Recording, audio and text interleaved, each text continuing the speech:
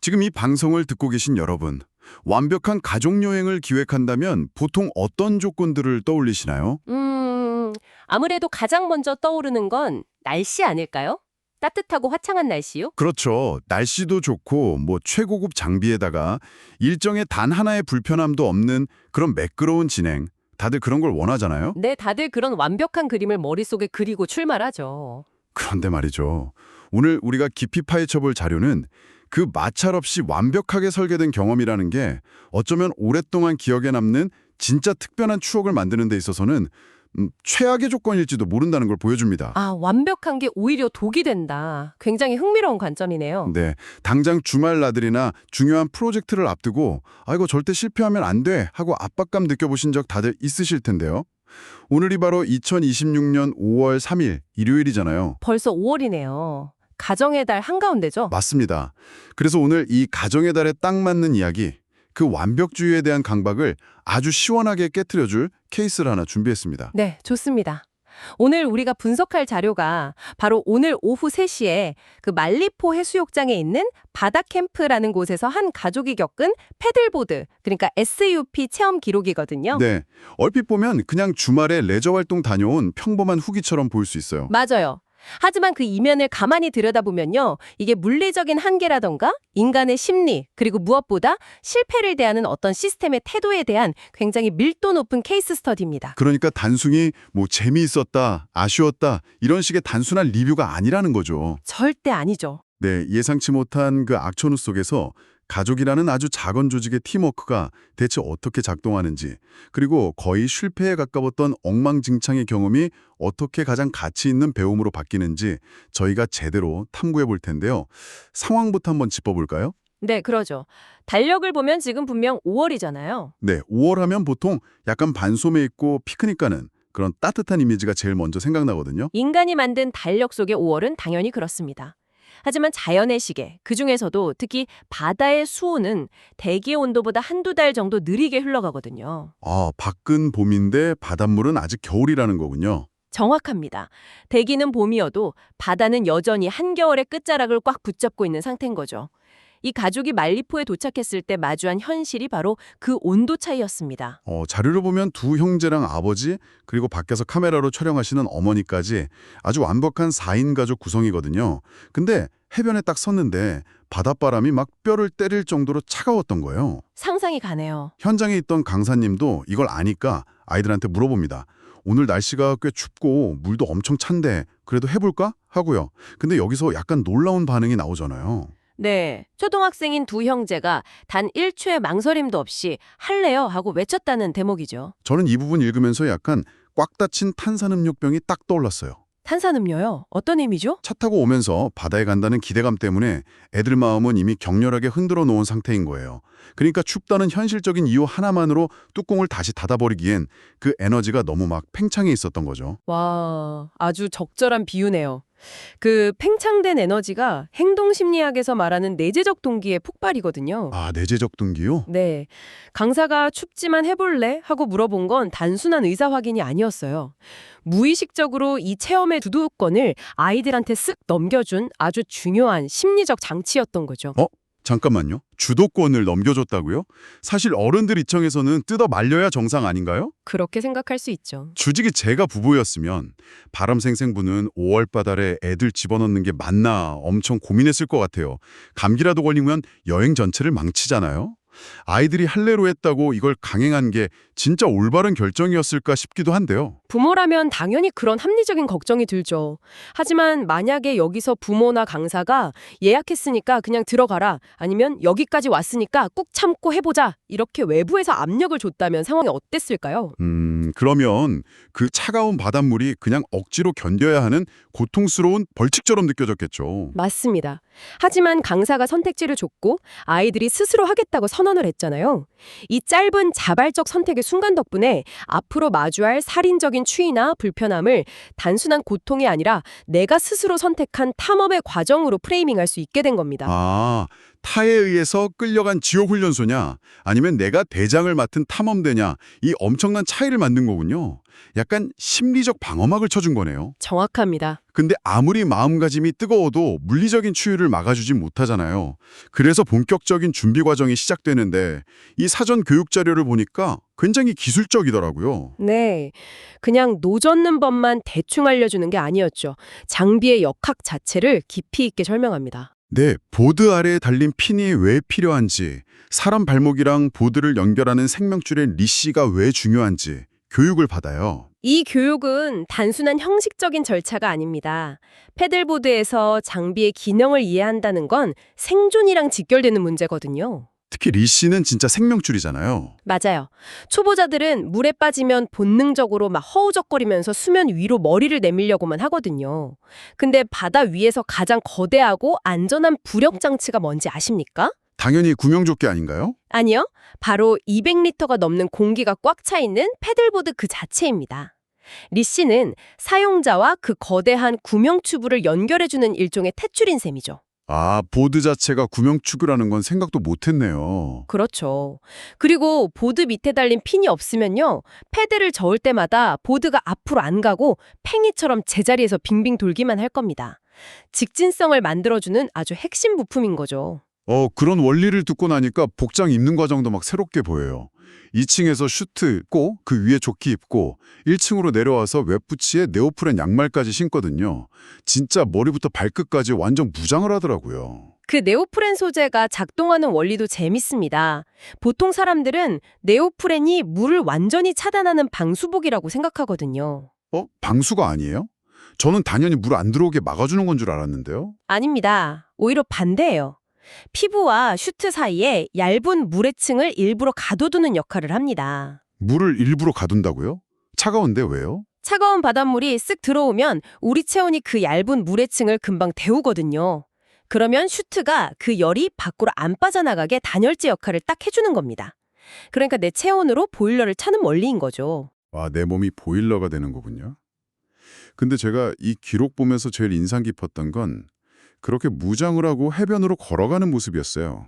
어떤 부분에서요? 아빠랑 강사님이 엄청 무거운 보드를 각각 2개씩 짊어지고 아이들은 자기 키만한 패드를 주고 모래사장을 걷는데 뭔가 에베레스트 등반하기 전에 장비 챙겨서 베이스 캠프 떠나는 작은 원정대 같더라고요. 아주 예리한 관찰입니다. 그 해변으로 걸어가는 짧은 이동 시간이 사실은 훌륭한 팀빌딩 과정이거든요. 팀빌딩이요? 그냥 집 나눠둔 거 아니었어요? 겉보기엔 그렇지만 심리적으로는 다릅니다. 아버지는 가족을 보호한다는 책임감을, 강사는 전문가로서의 안전을 그 보드라는 무거운 물리적 형태로 짊어진 거예요. 반면에 아이들은 스스로 바다를 가르고 나아갈 동력인 패드를 손에 쥐었죠. 아, 각자 역할에 맞는 무게를 들었다. 네, 각자의 역할과 무게를 직접 물리적으로 체감하면서 걸어가는 그 과정 자체가 이 네 사람을 하나의 팀으로 단단하게 묶어주는 보이지 않는 의식이 된 겁니다. 장비를 두는 행위가 소속감을 줬다는 분석 진짜 신선하네요. 근데 입수하기 직전에 강사님이 한 당부가 좀 웃겨요. 물이 차가우니까 오늘은 물에 안 빠지는 걸 목표로 하자 이러거든요. 네, 기록에 그렇게 나와 있죠. 근데 아이들 표정은 이미 빠져도 상관없다 이런 장난기로 가득했다고 적혀 있어요. 솔직히 애들한테 빠지지 마 이러는 건 저기 있는 빨간 버튼 절대 누르지 마 이렇게 유혹하는 거랑 다를 바 없잖아요. 얼핏 보면 방개구리 심리를 자극하는 역효과 같죠. 그런데 구조적으로 보면요. 이건 아주 정교한 심리적 안전망이 깔려 있었기 때문에 가능한 표정입니다. 심리적 안전망이요? 표정이 밝았던 건 반항심 때문이 아니에요. 무의식적으로 우리는 지금 완벽하게 보호받고 있구나 이걸 느꼈기 때문입니다. 아, 든든한 백이 있으니까 겁이 없어진 거네요. 맞습니다. 이 강력한 안전망이 아이들에게 여기서 좀 넘어져도 큰일 안 난다 이런 심리적 허가증을 발급해준 셈이죠. 안전이 확보돼야 진짜 모험을 즐길 수 있다는 거군요. 그렇게 만반의 준비를 마치고 드디어 바다로 나가는데 초반에는 되게 순조로워 보여요. 처음엔 다들 잘 적응하는 듯 했죠. 네, 형제들이 보드에 앉아서 패들링도 하고 어른들이 호위하면서 육지에서의 이론이 실전으로 잘 넘어가는 듯 했는데 여기서부터 바다라는 거대한 물리적 장벽이 두 형제의 운명을 쫙 갈라놓습니다. 육지에서 통제 가능했던 것들이 실전에서 어떻게 무너지는지 보여주는 대목이죠. 5학년인 큰형은 진짜 놀라울 정도로 잘 적응하더라고요. 균형도 잘 잡고 심지어 그 차가운 물에 스스로 뛰어들었다가 올라올 정도로 여유가 넘쳐요. 근데 3학년 동생은 완전히 고전을 면치 못하다가 결국 2번이나 물에 빠집니다. 네, 수온도 찬데 2번이나 빠졌으니 타격이 컸겠죠. 근데 제가 여기서 자료를 꼼꼼히 보다가 정말 치명적인 문제점을 하나 발견했어요.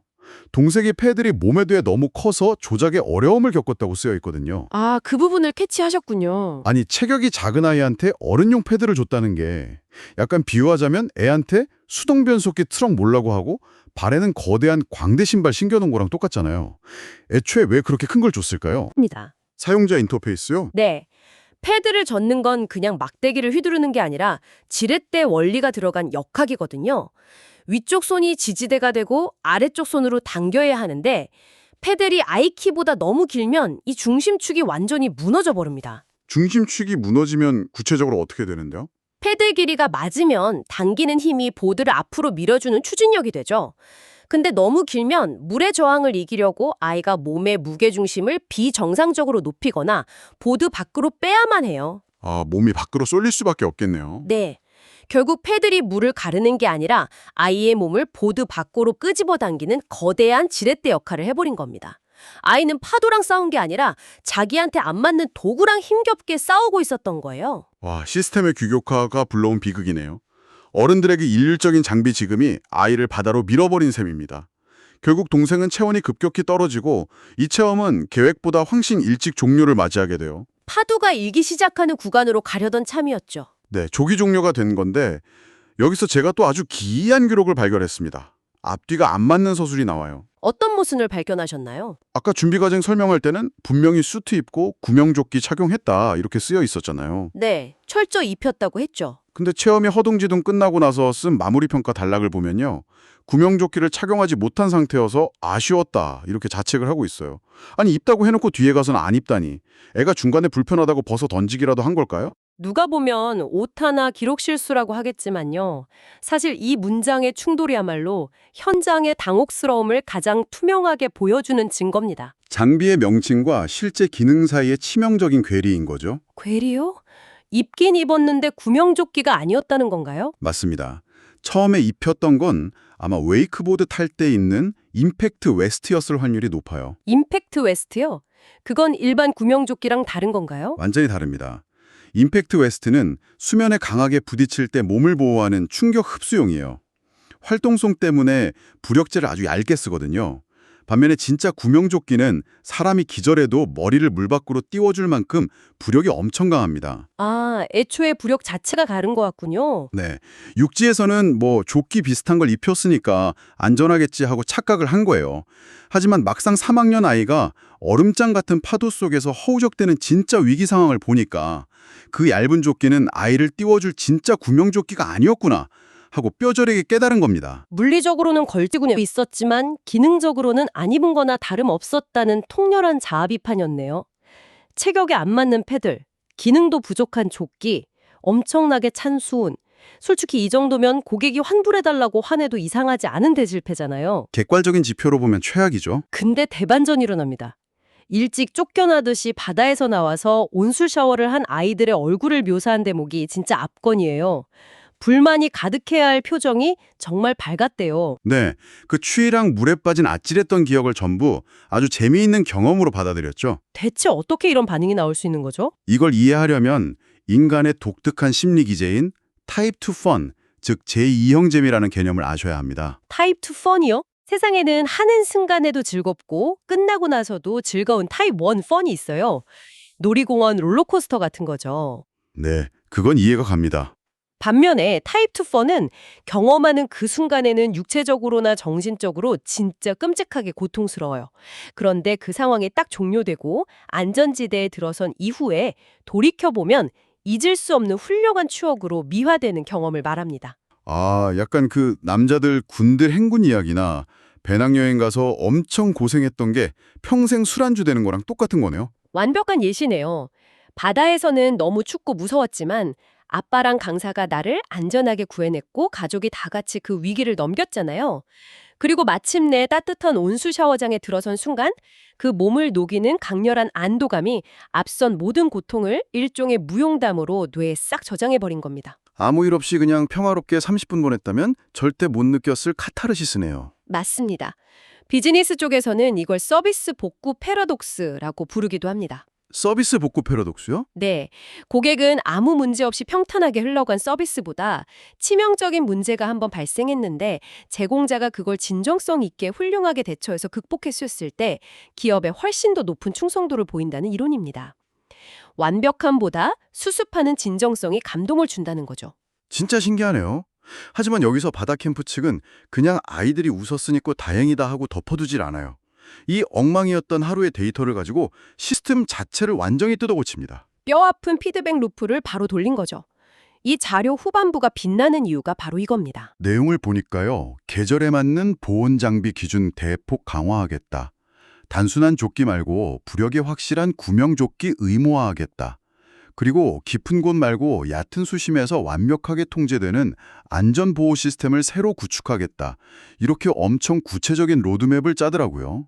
네, 아주 즉각적인 조치였죠. 전 이거 보면서 무슨 스마트폰 앱 개발자들이 치명적인 버그 발견했을 때 대처하는 방식 같았어요. 현장에서 5월의 수온 버그, 그리고 장비 규격 버그를 딱 발견하자마자 밤새서 시스템 전체를 업그레이드하는 다음 버전 패치를 쫙 배포한 느낌이랄까요? 비유가 정말 기가 막히네요. 이게 바로 오늘날 IT 업계에서 말하는 애자일 방법론이 서비스 현장에 그대로 적용된 완벽한 케이스입니다. 아, 애자일 방식이요? 네, 처음부터 완벽한 계획을 세우고 무조건 밀어붙이는 게 아니라요.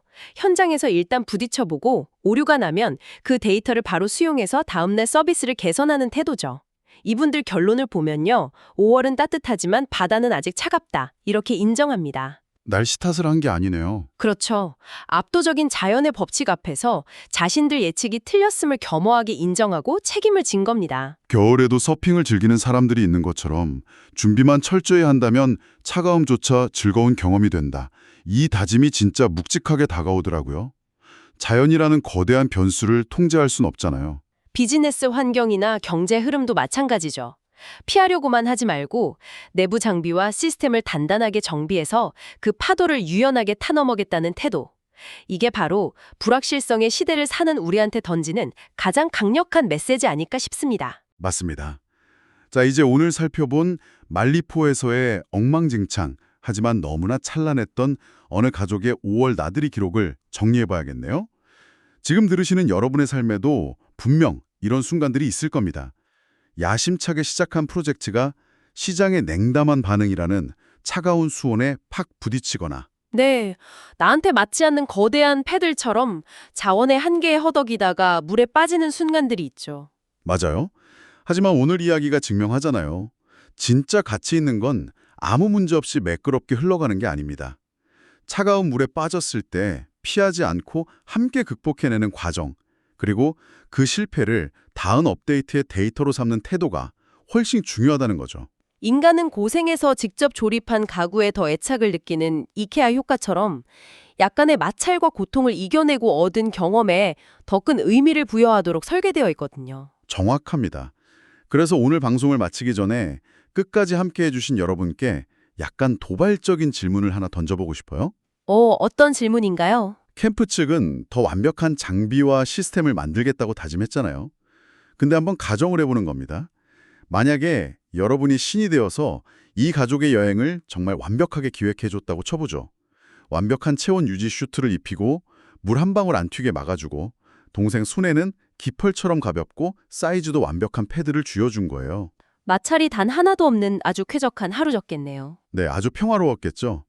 하지만 1년 뒤나 5년 뒤 명절에 가족들이 모였을 때 과연 그 완벽하고 쾌적했던 날을 잊지 못할 바다 여행이었다고 밤새워 떠들 수 있을까요? 아마 다들 그날 뭐 했는지 선명하게 기억도 못할 겁니다. 그렇죠. 마찰이 없었으면 감정에 불꽃도 안 튀었을 테니까요. 맞습니다. 어쩌면 우리는 실패와 불편함이라는 이 모험의 핵심 재료마저 완벽하게 치워버리려고 너무 많은 에너지를 쓰는 건 아닐까요? 때로는 통제를 벗어나 차가운 파도에 풍덩 빠져버리는 그 순간이 내 인생에서 가장 뜨겁게 기억될 진짜 스토리의 시작일지도 모릅니다. 아주 깊이 생각해 볼 만한 화두네요. 네, 오늘 여러분 앞에는 어떤 예상치 못한 변수가 파도치고 있나요?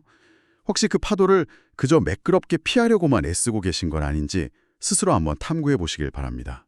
오늘의 딥다이브는 여기서 마치겠습니다. 지금까지 함께해 주셔서 감사합니다.